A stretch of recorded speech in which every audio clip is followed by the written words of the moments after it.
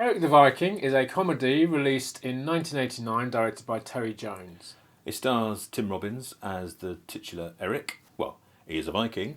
Doesn't really like being a Viking, raping and pillaging. He doesn't really like doing those things, particularly the raping part. Doesn't like that bit. It's No. not. His heart's just not in it. You know, he breaks into the hut of Damsel in distress. yeah, who's played by Samantha Bond, famous for being Moneypenny in the Pierce Brosnan era. She's like, have you done this before? Because he's sort of fumbling around, not really knowing what he's doing, and then he gives up. And then, a couple of other Vikings come in to have their turn. He doesn't really, he doesn't want them to do that, so he kills them. But in the process, accidentally kills her as well. So he feels a bit bad about this. He's just feeling a bit down about the whole Viking thing, going around, everyone killing each other, and it's just, what's the point of it all? So he goes to see like a seer, isn't she, called Freya, who's played by Eartha Kitt, who tells him it's the Age of Ragnarok. You know your Norse mythology is sort of the end times. The end of time, yeah. So that's why everyone is fighting everyone all the time. The only thing he can do is go on a quest to find this horn, and he can blow it.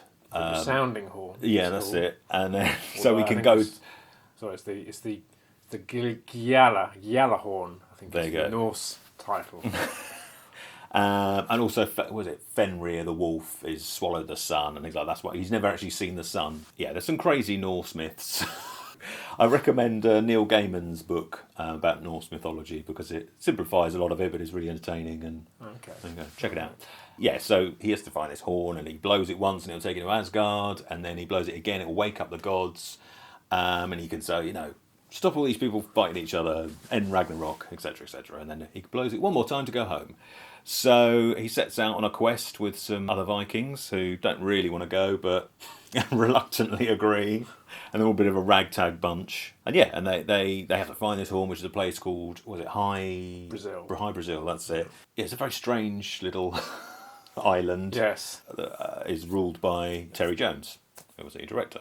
Yeah, it's this kind of strange isolated community where they don't allow murder because they believe that if you kill someone, if blood drops onto the ground, then the island will sink into the sea, basically. That's it basically. It's sort of a quest movie with bizarre characters on the way. So obviously being directed by Terry Jones, it's very Monty Python-esque. It is very Monty Python-esque, although there's only one other Monty Python in there, and that's John Cleese. Yes. Well, I have to say, I thought was bored. He looked so bored. But then I literally just read, before we started filming, that he actually, as a favour to his friend Terry Jones, he replaced Jack Lemmon. Oh, right. At the very last moment. So, it's just because I kind of go back and, obviously this is a Terry Jones film, but it being Terry Jones and it being not a Monty Python film but close to Monty Python, you obviously think of other Monty Pythons. Yeah. And of course the other one is Terry Gilliam, the big filmmaker. And this, obviously there are films like, so I kind of think of Time Bandits. Yeah, John Cleese is in Time Bandits. And he's so, he's such a, you think of John Cleese, he's always very manic, all the time manic. I mean, Clockwise and 40 Towers, Fish Called Wanda that came out around this time, very manic. But in this film, he's just subdued, and it just seems like he doesn't want to be there. But then if he just came in as a favour... I mean, it's not a huge role. It's not a huge role, and he's sitting down for most of it. I mean, there's a couple of lines that are very funny. There's a funny section later on in the film. There's a bit of invisibility going on. And there's a very fun... what he says, or the reaction he gives to Tim Robbins in that scene is just John Cleese, hands down. It's perfect. He's quite a sarcastic villain and quite dry, and when we first meet him, his soldiers are bringing people in who have committed crimes or whatever, and he's just saying, oh yes, cut his hands off, or oh, behead him please, and things like that, while he's having a conversation with another character. I mean, that felt pure John Cleese. I have to say, I can't quite imagine Jack Lemmon in the same scene. No. I mean, it's quite an interesting film because you've got, so it's full up with most of the Vikings that go along with Tim Robbins are, British actors. Yeah. There's Tim McInnerny from Blackadder, who's fantastic in this film. He's just so great. And then his friend in it, and I recognise him. Is it Richard Ridings? Richard Ridings, yeah, because he's a big actor. I remember he was actually in the other John Cleese, Fierce Creatures. He's in that. Yeah. The sequel to Fish Called Wanda, and he's done other. Well, he's also the voice of Daddy Pig in Peppa Pig. which, not having kids, you wouldn't know anything about that. I wouldn't know that. Amazing. He's interesting because he's one of those actors. He's a little bit like Bernard Bresslaw. He's a big actor. Yeah. But in a lot of films I've seen him in, he plays his voice. He often does like a working class voice, but he's actually very well spoken. But Bernard Bresslaw was a bit like that. Bernard Bresslaw was in a lot of the Carry On films. He often played like working class characters, but he was really well spoken and kind of very, good actor and stuff. So he kind of reminds me of him a bit. No, I didn't know that. Thanks for that. There you go. Go and watch some Peppa Pig now and you'll recognise the voice. I will do that, yeah. But as I was saying, so you've got a lot of other kind of British actors. I think there's a few people that have turned up in Monty Python films and shows to crop up in this film. But then on top of that, you've got some quite kind of big caliber American stars. Obviously, you've got Tim Robbins in there, and you've got Mickey Rooney in there. Yeah. So it's an interesting one how they kind of brought in these big names to this film. I really liked it. Yeah, no, I did. I've never seen it before. I don't know why. I'm a huge Monty Python fan, huge Terry Gilliam fan. Anything that's to do with Monty Python, I love. And I have seen other Terry Jones films. So obviously we're doing this because... Yeah, he sadly passed away recently. He sadly passed away a couple of weeks ago. We haven't said that. That's why we thought we'd choose what. Obviously, he's famous. He directed Life of Brian. He co-directed Meaning of Life and Holy Grail with Terry Gilliam. But yeah, he did direct a few films on his own, away from Python. This being one of them. So we thought we'd cover something, not as well known, as the Python films. But I really enjoyed it. It's very funny. It's got some really good stuff in there. Some great jokes. Some great visual gags. For instance, I love the bit when they go off and they get in the boat and they're trying to like choose where to sit. Yeah. You've got everyone with beards on one side now. Yeah. Everyone is heavy on this side, and it's just It's a very funny sequence. And I also love Tim McInnerny's character. He's like a berserker. So obviously in Norse mythology, the berserker he's like a warrior that has he fights in like this kind of trance-like fury, which is known as it's almost like going berserk. It's where the English word berserk comes from. But he has this like hilarious relationship with his father. His father doesn't ever think he's good enough, so his father's always putting him down. And then there are times when he kind of goes berserk. There's this very funny scene at the beginning, just before they get on the boat, and he goes berserk. He smashes his head through this wooden hut thing, and it's pure British nuttiness. It's got that crazy young ones like smashing things up and just a bit anarchic. I mean, it's the Monty Python were the originators of a kind of alternative comedy. Yeah. Art alternative comedy, which doesn't really exist in that form anymore, but in the 80s you had things like, the young ones, Rick Mayall, Agent Emerson, Ben Elton, Stephen Fry, all those guys. They came as this alternative comedy thing, but what went before them kind of led the way to them was Monty Python, who did the kind of, it was surreal, alternative humour. And quite anarchic for its time as well. Very anti-establishment, very anti the class system, very anti-British systems and things like that. And this film has that in spades. I mean, it's very silly, this film. It's got that kind of British silly humour. Not quite Carry On. Carry On is sillier, but it's definitely got that here. But what I really like about this film, and I think it's down to Terry Jones, I think it's a passion project for him. The whole Norse, amongst all the silliness, you have the Norse mythology, which I think his lore is correct. And although it's a fantasy film, it feels accurate. Yeah. All the costumes look great. The boats that they go across the sea look great. I like a bit of Norse mythology and Viking history and stuff like that. I'm obviously no historian in it. The closest I've come to it is a lot of the music I listened to when I was younger. A lot of the music I listened to were a lot of Norwegian music. Hence what I'm wearing today, which you can barely see. Enslaved t-shirt and Norwegian band. So I've a lot of the music I grew up listening to had a lot of Norse mythology in. So I've picked up bits and pieces over the years, and you can just feel this film feels authentic in that regard. It's a comment on religion and belief systems. There's a lot of that in there, and I love things like that. And obviously Monty Python are famous for poking fun at religion. Yeah. Life of Brian and things like that, and so that's really great. There's this great character. There's just like a Christian priest who goes along for the journey, and he doesn't believe any of the mythology. No.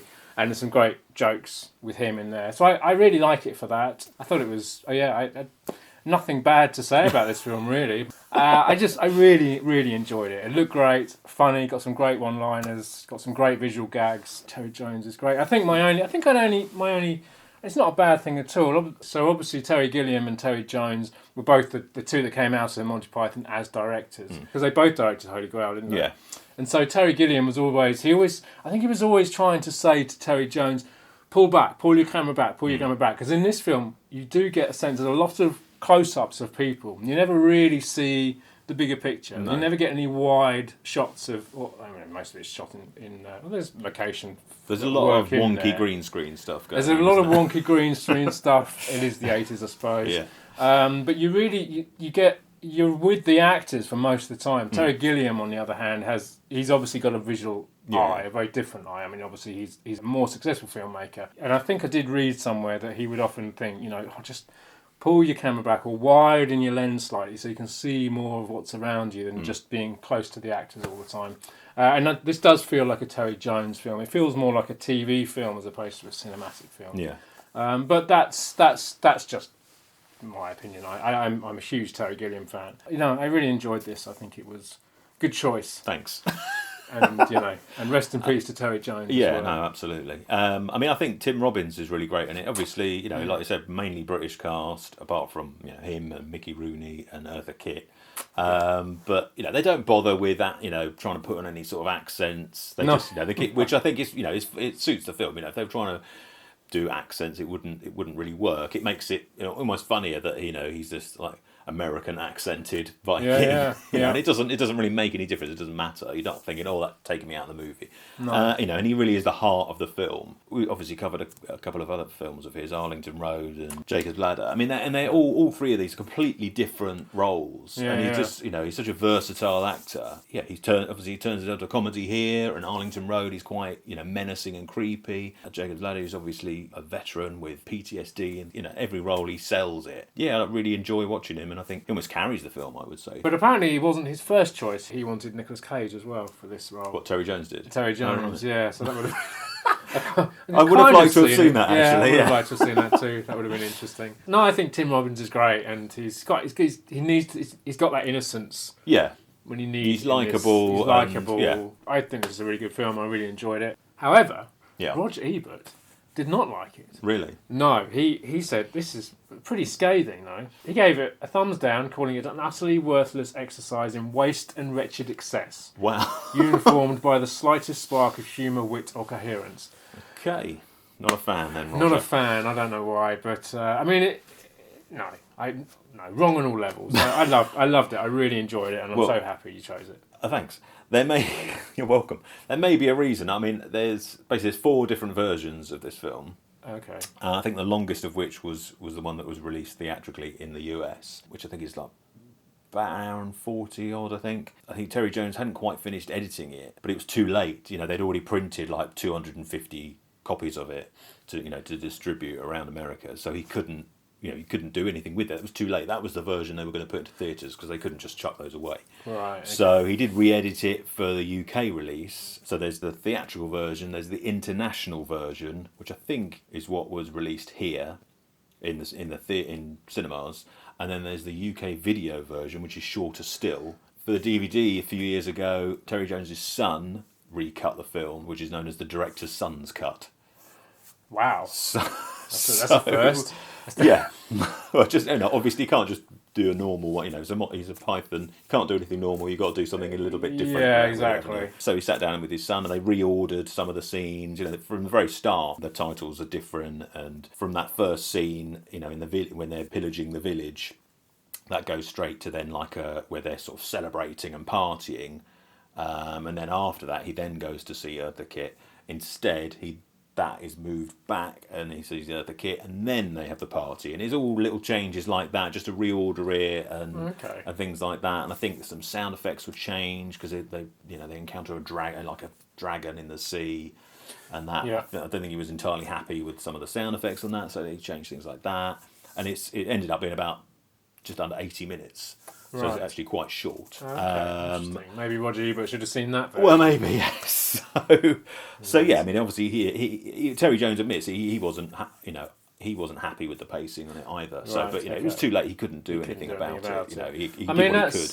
That's I would say that if anything, if there's any negative to it. It does at times feel quite slow. So, talking of versions, which one do you have? I picked up Arrow released it in a 2-disc edition, which is the director's son's cut. I think he recorded the commentary for, I think on here is the UK theatrical cut. It's 90 minutes, so I think maybe that's the video cut, because the international cut is longer than that.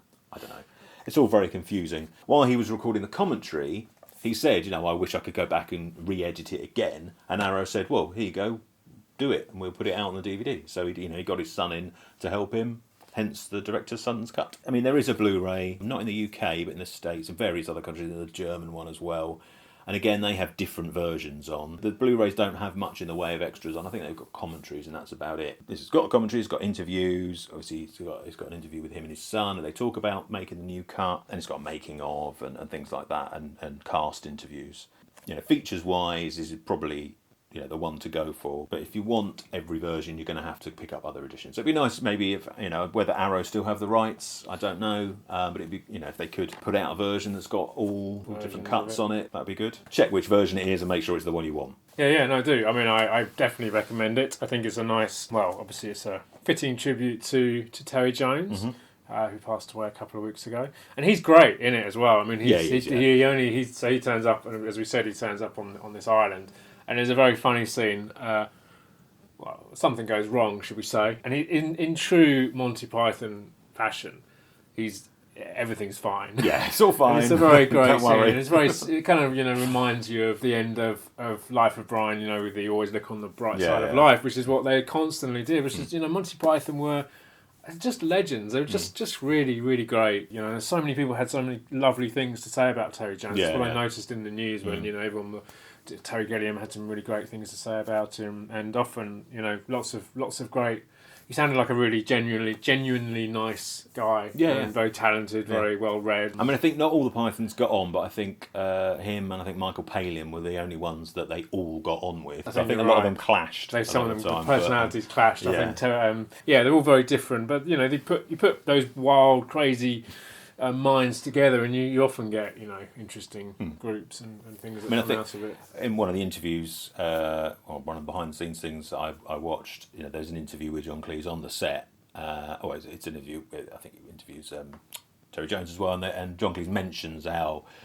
They didn't always see eye to eye on Monty Python, but he said, "Oh well, I'm here. It's his film. I'm just, I'll sit back and just do what he tells me to do." There was actually I was watching on the news. I think it was the day after they all, they were speaking about his death, and he had lots of 16mm footage that he had a camera when he was younger, and obviously there's a lot of these filmmakers and people before they get into their art, they play around with things when they're younger, and he'd had this 16mm camera that maybe his dad had got him, and a lot of the stuff that he was filming in his garden, lots of quite he did a weird stop frame animation with garden chairs, which was very funny, and then they showed footage that he shot of the Pythons writing and messing around, and I think their first Canadian tour, things like that were on there. And there's one shot actually where John Cleese kind of runs over to the camera and starts stabbing at the camera, and you almost think, I think they said that it kind of felt, although he was messing around, it also slightly showed maybe that the way they were with each other, and didn't always get on. Didn't always see eye to eye. So I mean, I think if you like Python and you like Time Bandits and Jabberwocky and things like that, you would enjoy it. It's not perfect, but you'll definitely find things that you like in it. So that was Erik the Viking, and as always, if you enjoyed the video, let us know in the comments below. Hit the subscribe button up there, and don't forget to hit the bell for notifications. There's other videos to check out over there. Come and find us on Twitter, Facebook and Instagram, and come back next week for another video.